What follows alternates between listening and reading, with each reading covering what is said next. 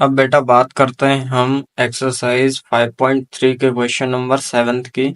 तो ये क्वेश्चन है, the students of class 8th of high school donated ₹12,401 in all for Prime Minister's National Relief Fund. Each student donated as many rupees as the number of students in the class. Find the number of students in the class. ठीक है, अब पहले इसको हम हिंदी में भी देखते हैं, उसके बाद फिर मैं समझाता हूँ कि ये क्वेश्चन आखिर क्या कह रहा है। ठीक है, मतलब इसका मीनिंग क्या निकल रहा है। ठीक है, हिंदी में देखो तो हिंदी में होगा, एक विद्यालय में कक्षा 8 के सभी विद्यार्थियों ने प्रधानमंत्री राहत कोष राष्ट्रीय राहत कोष में 2401 रुपए दान में दिए। प्रत्येक विद्यार्थी ने उतने ही रुपए दान में दिए जितने कक्षा में विद्यार्थी थे। तो कक्षा के विद्यार्थियों की संख्या ज्ञात कीजिए। ठीक है, अब आपको सिंपली समझ में आ गया होगा। ठीक है, तो उसमें क्या कह रहा है कि कोई एक विद्यालय है, मतलब एक स्कूल है जिसमें कि 8th क्लास के स्टूडेंट हैं। जैसे कि आप एक 8th क्लास के स्टूडेंट हैं और आप भी किसी न किसी स्कूल में पढ़ते ही होंगे। ठीक है, तो आपकी क्लास में जितने भी बच्चे हैं उन्होंने प्रधानमंत्री राष्ट्रीय राहत कोष में, मतलब कि जो आपका प्राइम मिनिस्टर हैं, ठीक है, उनके नाम पे क्या चल रहा है, डोनेशन चल रहा है। ठीक है, फंड चल रहा है।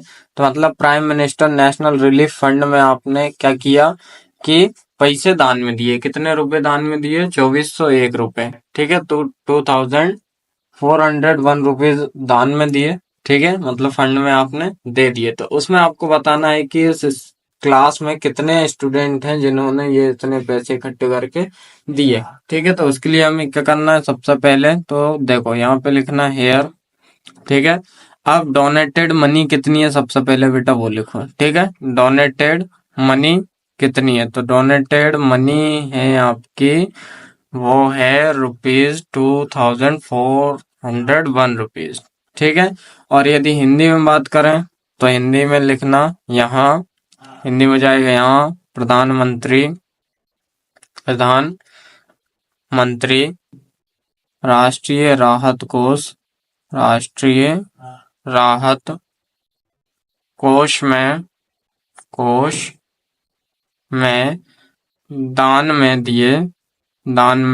दिए रुपए। तो दान में दिए रुपए जो हैं वो कितने हैं, दान में दिए रुपए जो है बेटा वो कितने हैं, यही है सेम। ठीक है, 2401 रुपए जो हैं वो दान में दिए गए हैं। ठीक है, अब इसके आगे लिखते हैं let the number of students. ठीक है, तो let the number of student, तो हमने माना कि स्टूडेंट जो हैं वो x हैं। ठीक है, नंबर ऑफ स्टूडेंट्स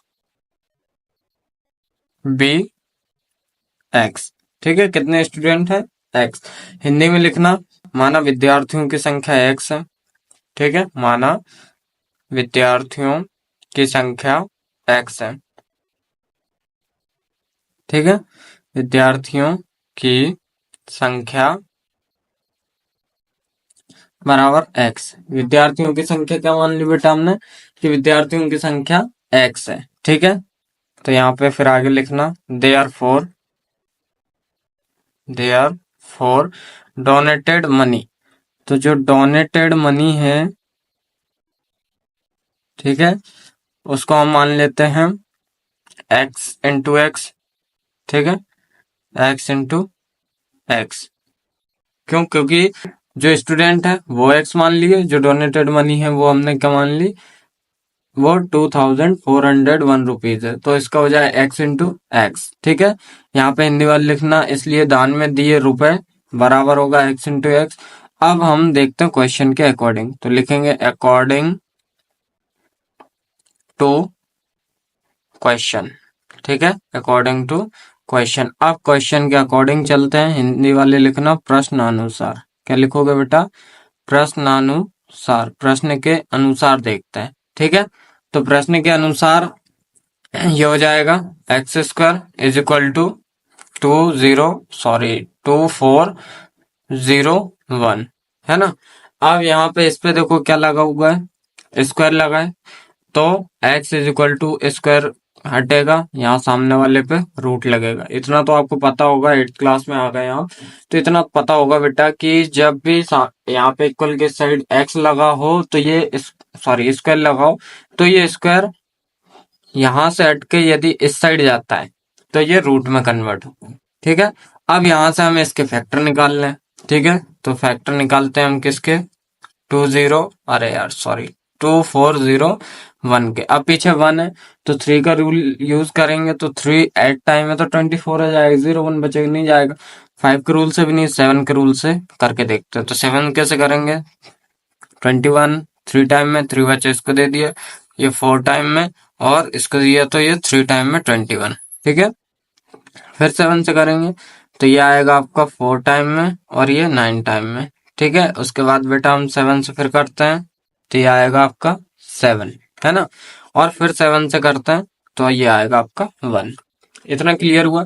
अब 1 आया, ठीक है, तो इसके फैक्टर क्या निकले, देखो इसके फैक्टर निकल रहे हैं आपके 7 इंटू 7 इंटू 7 इंटू 7। ये क्लियर हुआ। अब रूट से बाहर कब निकलते हैं, जब उनका पेयर बन जाते हैं। तो ये देखो 7 का एक पेयर बना, 7 का एक पेयर, तो ये निकलेंगे रूट से बाहर, मतलब ये हो जाए 7 इंटू 7। यहाँ पे इक्वल में x चल रहा है। ठीक है, अब 7 इंटू 7, 7 7 जो सिंपल हम इंटू कर देंगे तो ये हो जाएगा 49।